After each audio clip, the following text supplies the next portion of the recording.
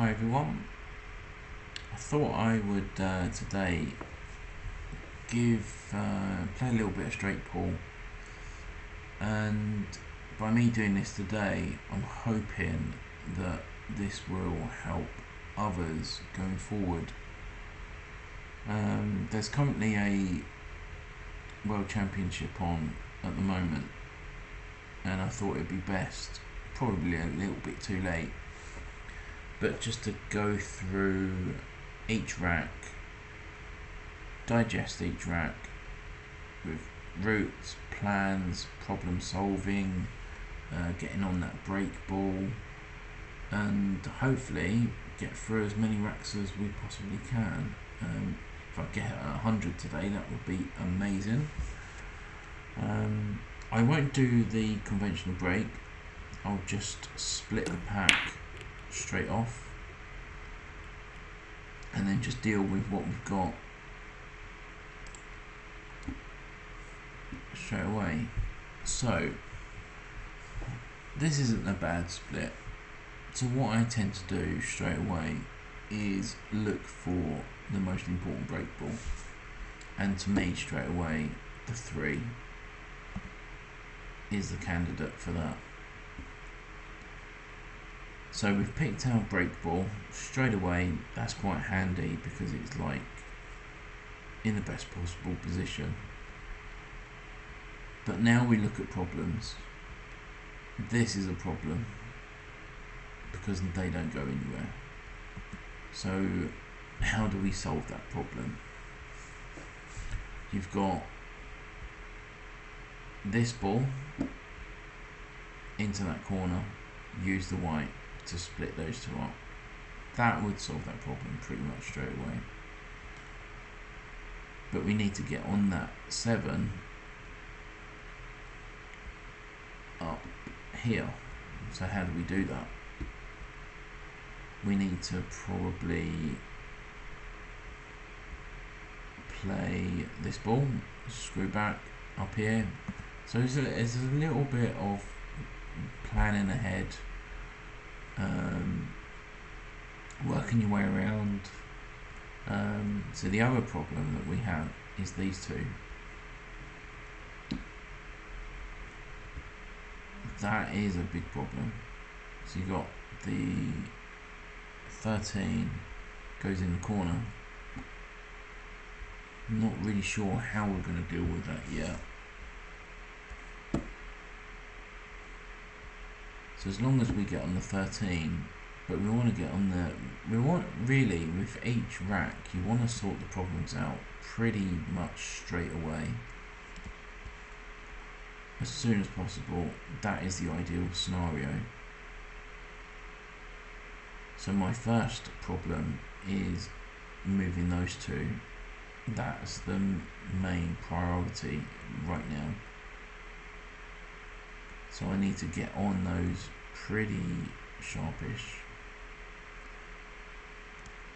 So what I'll probably do here is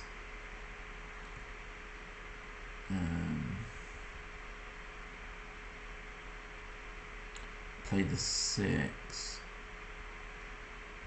and just get the white out. So now I can play that straight away. This is the thing that I need to do straight away. I could try and make it simpler by playing this and bringing the white back up here, which is what I think the safest option is. I could take a risk and try the 7 ball, but it's not a straightforward pot because you're putting it in a blind pocket. So what I'll do is play the 14 and get around about here, and actually I could technically take this one out in the same process. So now my route's changing because now I'm having a good look overview. I can rectify the problems pretty much within the first few shots. So ideally I want to get the white about here if I'm on the wrong side of this, I'll play the 7. If I'm on the right side, I'll play this and then bring the white back again, so then I can play that one. So that's the plan.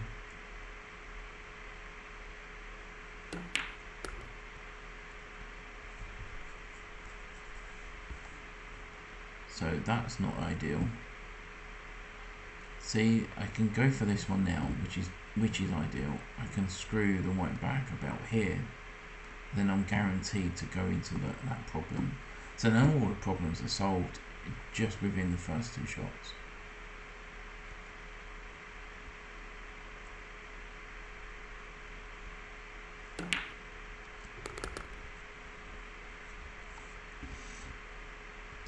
So that's good. So now we've got the issue is a lot of players tend to, when they're disturbing balls, they're not really looking at the fact that, okay, if I'm disturbing these balls, how am I going to be on the shot after? So the way I look at it, this is, if I hit, I need to aim and make sure that I hit the 4 ball, because then I've got the 15 or potentially the 10 as a backup ball, maybe even the 8. So I'm looking at this and I need to make sure that I hit the 4 ball.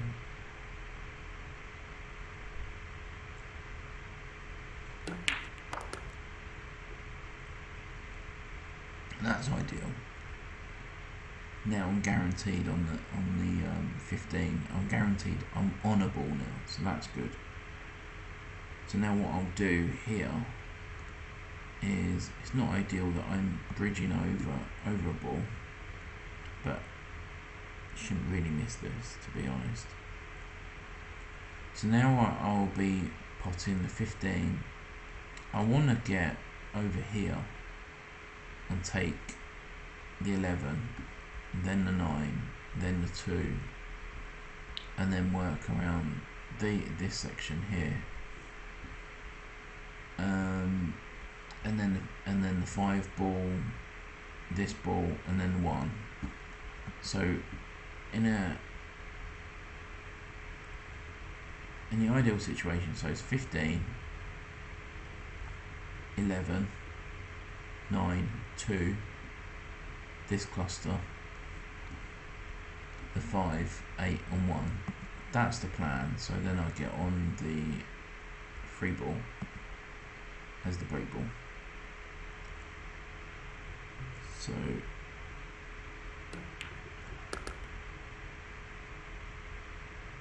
we've got the first shot right, which is ideal.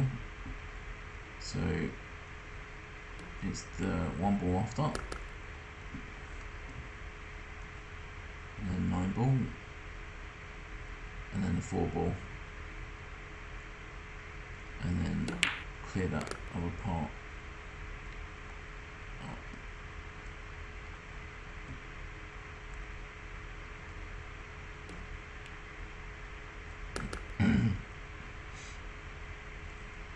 So this is like here, I could try and get between the gap, but for me that's too risky. So I'll be playing the ball around here. So it would be off the cushion up here, this way. So then I can play the 12 and bring the white back out. Obviously I need to get this straight, so I then can play this in the middle. So you want to make it easy. The idea of playing this is that the less you do with the white, the better. So you take out the equation of any fouls, potential problems that you're giving yourself. I've overrun that a little bit too much, but it's still okay. As long as I get around here, we're all good. So I might have to put a little bit of side on the white just to have that control. So that's good. So now it's pretty much straightforward. So I can pop the white in the mid, pop the 5 in the middle, leave myself here, pop that one, pop this one, and ideally I want to be about here as the break ball, break shot.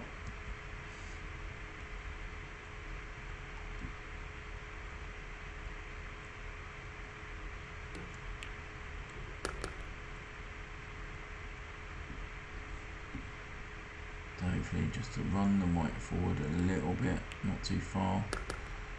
That's okay, it's still on the right side, so that's good. So I need to just roll the white forward to about here would be ideal.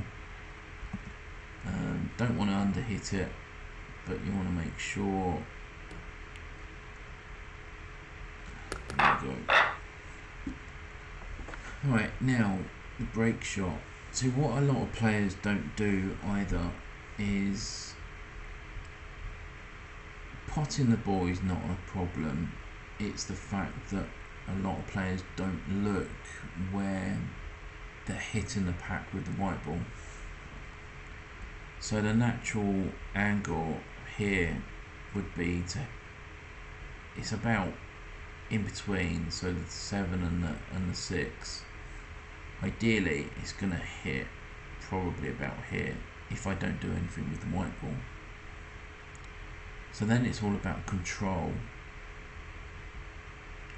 If I just put a little bit of, if I stun into the pack, that should be enough to split the pack open. Obviously it's going to be luck on if I'm going to be on the ball or not, but the idea is you don't want to put top spin because you're going to hit the pack and the white's going to go towards this corner.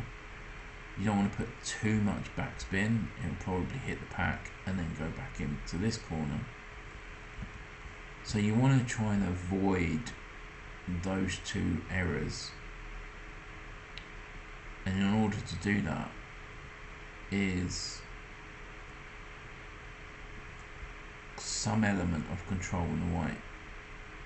So I'm just putting a little bit of backspin, or a little bit of draw, just to bring the white out. So it'll probably end up going over here and then back up here. That will most likely happen. I'm hoping that will happen. But that's a better outcome. So this is good. No real break ball, unfortunately, and there's a big problem to deal with. So if you imagine having a small process in your game that on a break off you look for break balls, you look for problems, and then you solve those problems straight away, and then work out a break ball from there. So potential break ball is 15 and the 1 ball. They're potential break balls. 5 balls are also a potential break ball because of the middle. But you can use the 1 ball to get on the 5 ball. So these are the things that you need to think about pretty much straight away. But this table isn't ideal. Not ideal at all. So what I'll probably do here is take a little bit of a risk, go for the 1 ball and split that cluster up in the centre, because we need options. Right, so we still really haven't got a break ball. That's not good. That's really not good. But how are we going to get a break ball? So I think the best break ball so far is the 5 and the 7. That's the potential break balls. So what I'll probably do in the meantime is work my way around the table and avoid those balls as much as I possibly can. 6 balls, not ideal. You want to be solving that pretty much straight away. So this is probably what I'll be doing now, is potting this one and then rectifying that problem straight away. Because having the 6 ball there is not doing anything. It doesn't give you any being there is just pointless, and it will just cause you problems in later on in the rack. So it's better to get rid of it as soon as possible. So here I'm going to pot the 6. I'm going to come back hopefully around here, so I can pot the 4 or the 8. Ideally it's the 8. That's another potential problem because it's stopping this area.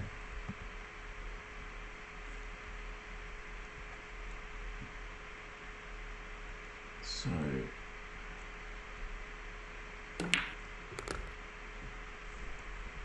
and I've done neither. What a great shot that was. Oh, I've really not got into that at all.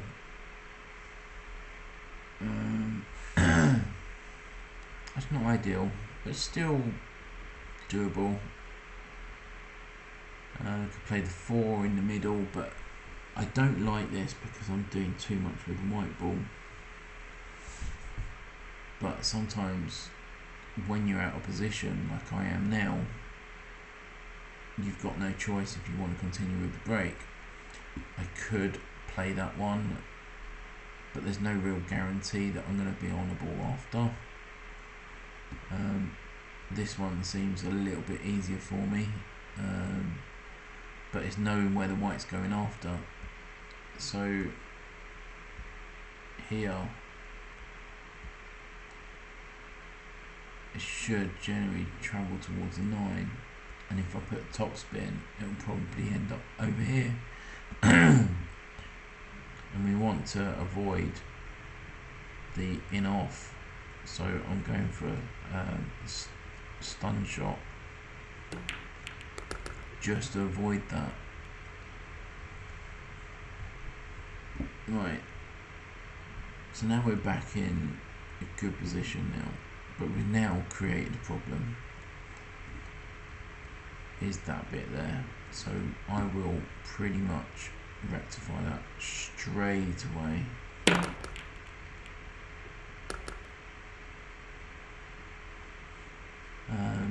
So now what I'll probably do now, because the break ball's now changed, I'm gonna now focus around the 8 ball.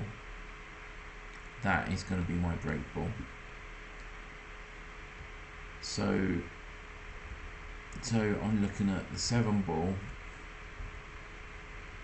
The 7 ball really could be ideal to use that ball to get on the 8 ball, but then I need one of these to get on the 7 ball. So having the 10 at the other end, I'll probably take that now, and then the 5 ball or the 2 ball next.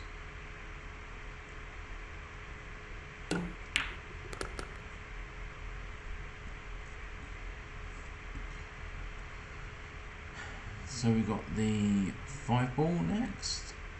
We have the 14 ball. These two. I haven't decided what's. It's really awkward. Right, so we're going to go 5, 2, 15,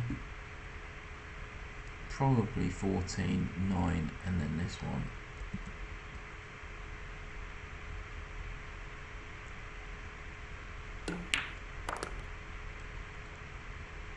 So we're going to roll the white forward, so this one here. I don't like playing for position for this one, so ideally I want to play this one next, after the 15.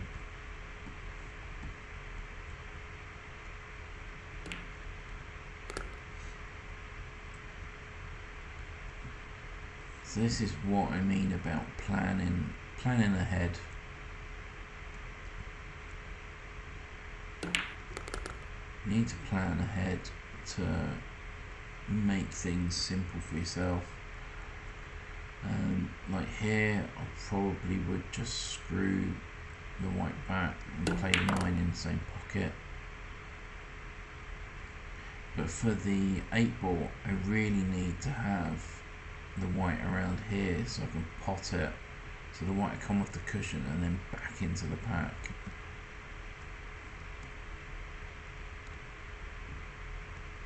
So I don't want to be straight on this.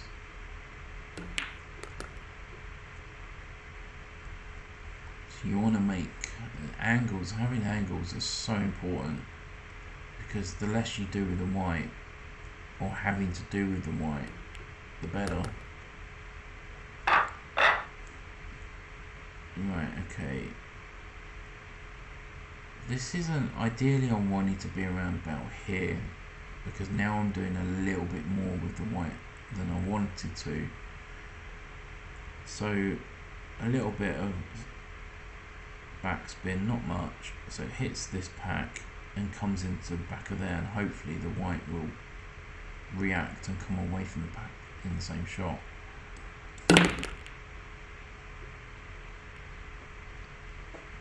That's good. We've got a ball to continue the break, so that's good. So again, I'm looking for the break ball. This is perfect, this ball here.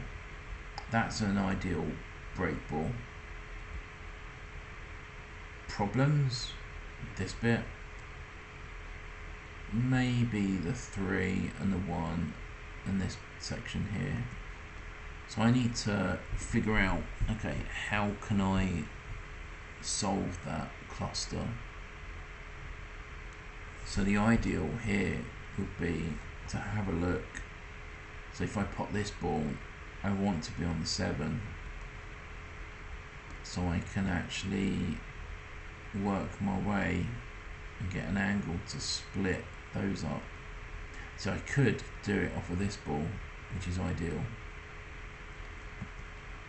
So I could actually, right, okay. So pot this ball, pot that one. Depending on what angle I get on this one, I could come off and come out. I want to solve this pretty much straight away, because the sooner you solve the problem, the easier it is for you in the long run. Now I'm going to play this in a way that if I go too high, I've got these two as a backup, and I've also got this one as a backup. So you always want to play for options. You want to play for options. Best way to play any cue sport is to leave yourself options. Right, so I've now got a good position for this. So I could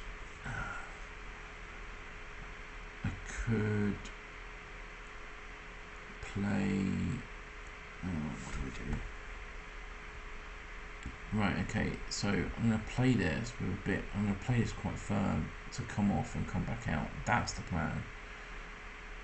If I don't get in the position, I should have this ball to fall back on and that ball to fall back on.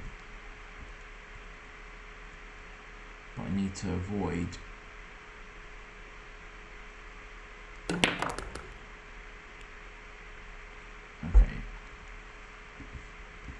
ideal, but we're okay, so we can still got the 4.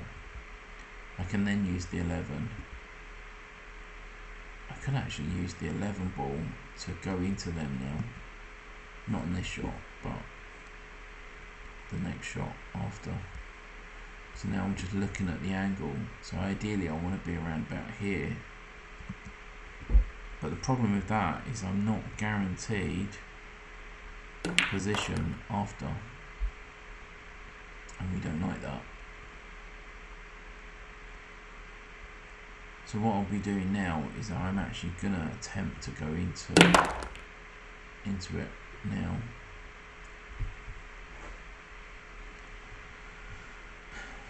So this is good. So we've still got the most important break ball. I'm going to take the 12 out of the equation now while I'm on it, because it doesn't interfere with the 13 and I don't want to be moving that ball.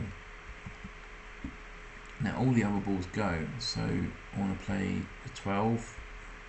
I want to remove these two. After that I've got this. This is still a problem. All of this is a problem. So I'll probably now, looking at that, I'll probably change my mind and I'll probably play the 12, screw back a little bit, so I'll get about here, so I can play this into this cluster.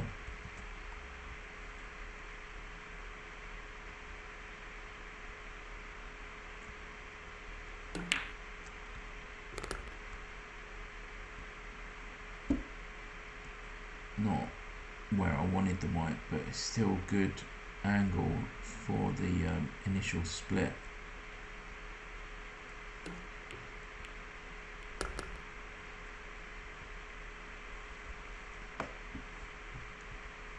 That's good. So now we're on the 3. So I can pop this, get on the 1. Ideally want to be around here, so I can just roll the white forward, pop the 5 in the middle, or put these two in the other corner.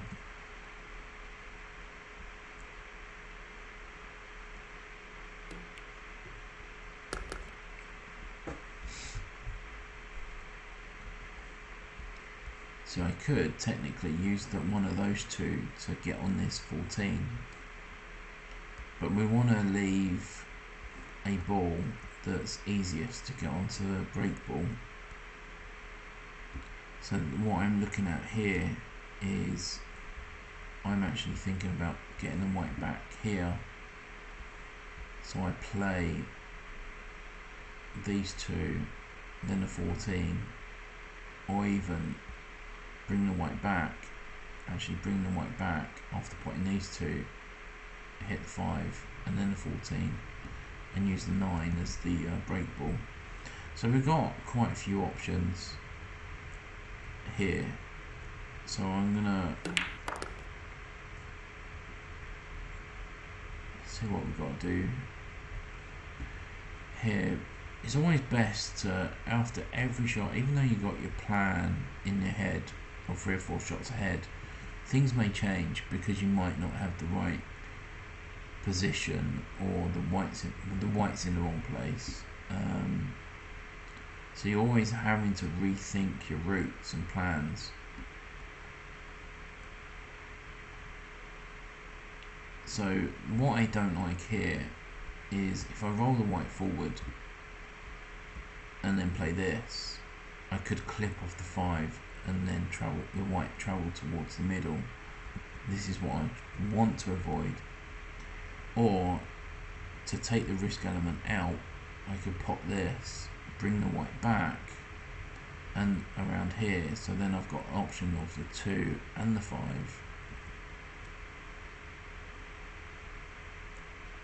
So when you're playing shots, you want to remove the risk element out of it.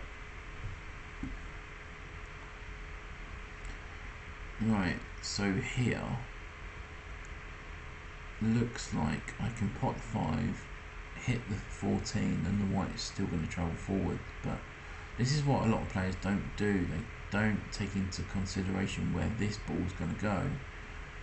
So my plan is to pot the 5, roll the white forward, but in the same process still stay in position on the 14.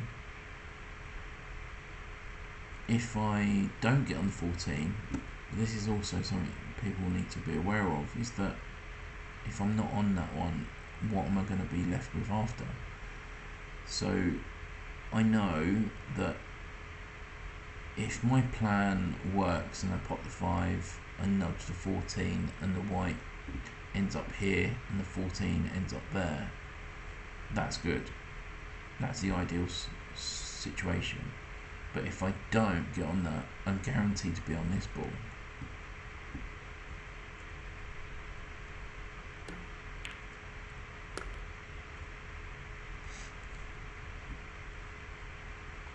Right, so we now want to play the 14, the 2, then the 9 for the break ball.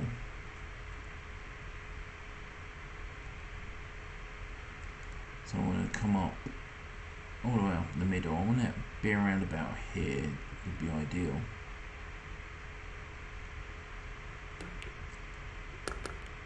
Oh, I've just nudged that one.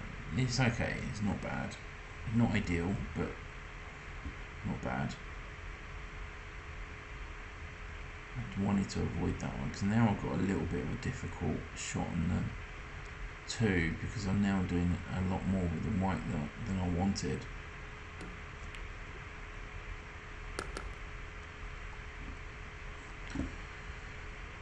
Right, so the break ball. So I need to be about here. If I overrun, it's not the end of the world because then the white's doing all the work. This is the ideal position, this path. If I overrun, not ideal, but still not bad. So I tend to play these shots in a way that I overhit it rather than underhit it, because you're guaranteed a break shot then. So this is the way I look at it, that, I mean, ideal situation, better to overrun just to make sure. So now, this is quite a tricky one because I got an idea where the white's going into the pack, but I don't know how it's going to react. Because these are quite hard to judge. So what I'm doing here is just making sure the pot, making sure I'm having some element of control of the white. So I've got a feeling that I'm going to hit the 1 ball on this if I pot this. So just making sure the pot, we've got the pot and a very good split. Well, I say very good. All of this lot is not ideal. Right, so initially I look for a break ball. 6 ball is an ideal break ball for me because it seems to be in a very good position for that. Problems. This is a problem, sort of. It's only a problem because the 3's there. All of this is a problem because it's hard to deal with. 2 goes. I probably end up playing a plant on these 2. I could play a plant on that one, but you really don't want to be playing plants on shots because your run could end on this. So this is a problem here. How do we deal with the problem? So what I'm looking at is playing the 5. So this is where I'm thinking ahead. Then the 12, using the 4, and then the white in amongst this lot. I'm not too worried about this because all I have to do is remove the 3 and it opens those 2 up. I'm not too worried about those. But as long as I leave the 6 ball alone, that's what the main idea is. So 5 ball, 12 ball, 4 ball, and then hit the cluster. That's the plan. So here I just want to roll the white forward, so I aim to hit the 8 or the 15. So I might use the white to hit the 15 and open that lot up.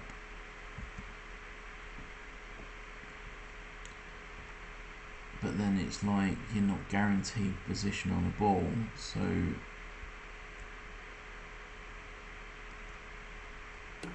this is not how I like to play. I've gone too much. That's not good. But not bad, because now I can actually play that. So this is what I mean about your shots always changing. So then you're having to replan, reroute. So now I could play the 2-ball. If I'm not on it, I could play the difficult plant. So the 2-ball would be ideal. So it's just a matter of knowing where to leave the white. So if I just roll the white forward a touch,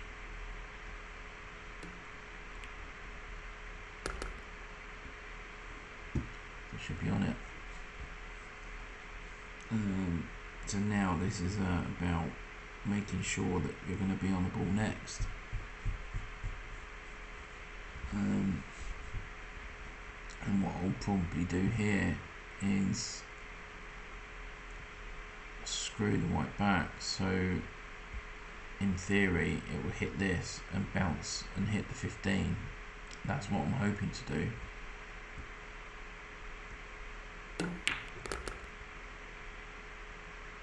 Oh, it's okay. That's good. That's a better outcome than I anticipated.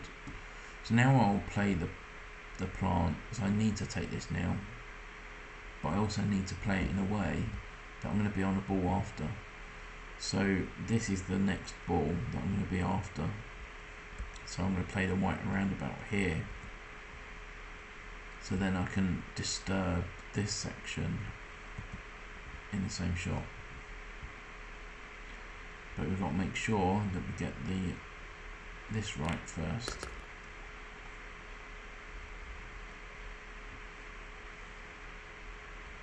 So now I'm thinking the 8-ball. Even though I'm on this one, I could play the 8-ball first, because that's a pain in the bum.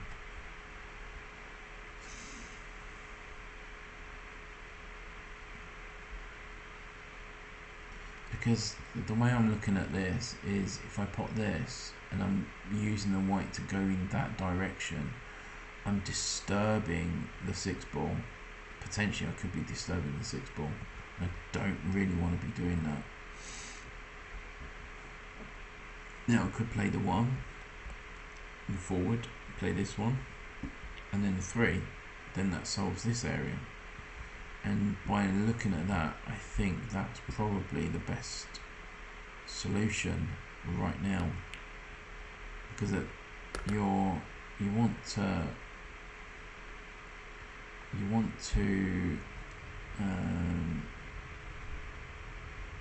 solve problems.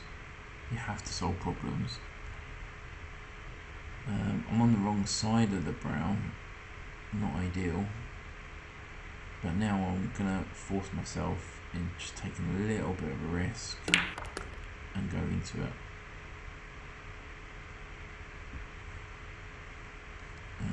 Not ideal. That's really not ideal.